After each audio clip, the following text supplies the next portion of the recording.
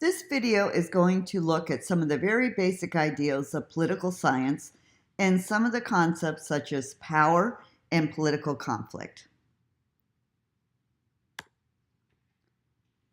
So first, let's get some perspective. You're in this class in higher education, and we are going to do some analysis throughout this course.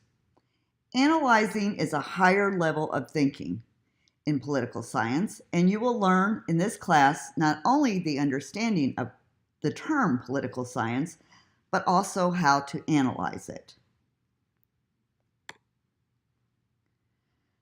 So the ideal we are going to take is starting off with these two words, political and science, and we're going to analyze them. First off, what is science? You remember taking science, but what does it have to do with politics? Well, we can analyze this word. The definition of the word science is it relates to curiosity, finding out things, getting solutions to problems, or what is known as the scientific method. You observe something, form a hypothesis, and then you run an experiment and see what your results are. Well, we do this in political science. The differences between natural science and political science is we are studying human behavior. Why do individuals behave the way they do? How do they govern themselves? It is tricky, but it can be done. So, what is politics? Well, it's a Greek term, polis, and politics refers to the process of gaining and exercising control within a government for the purpose of setting and achieving particular goals. It is also the process through which a society settles its conflicts.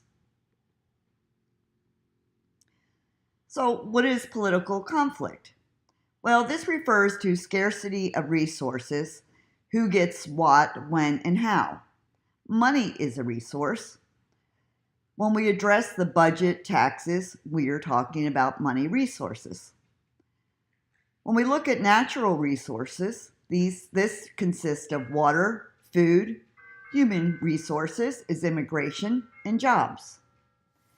Differences in values is a part of political conflict.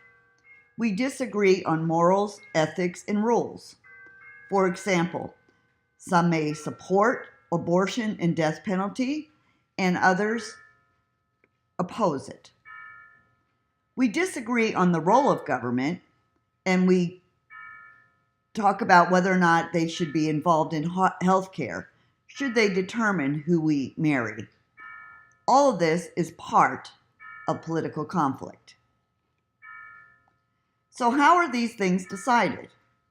Well, it's decided through the people, through our representatives, who has the power. And what is power in political science? Well, it's control. If you can control the outcome, you have power.